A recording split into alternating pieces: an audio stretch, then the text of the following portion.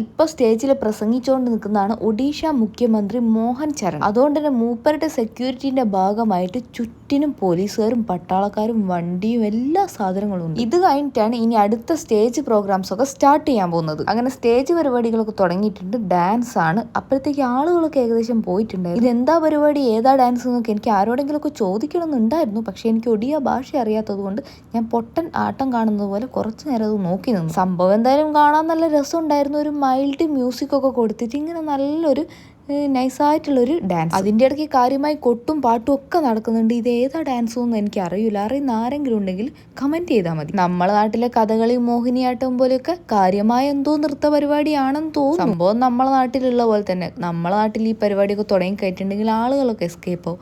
അതുപോലെ തന്നെ ഇവിടെ ആളുകൾ എസ്കേപ്പ് ആയ പോലെ ഒരു തോന്നൽ. പിന്നെ നമുക്ക് വലിയ പ്രിയമൊന്നും ഇല്ലെങ്കിൽ ഫോറിനേഴ്സിനൊക്കെ നമ്മളുടെ ഈ നൃത്യങ്ങളൊക്കെ ഭയങ്കര ഇഷ്ടമാണ്. അതുപോലെയാണ് എനിക്ക് അവിടെ പോയപ്പോൾ തോന്നിയത്.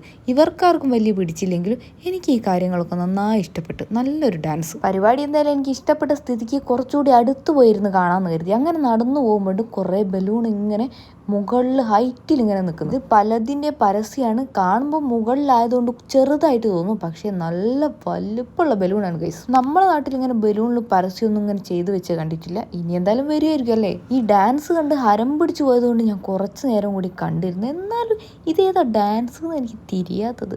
എന്തായിരിക്കും ഇത് സംഭവം?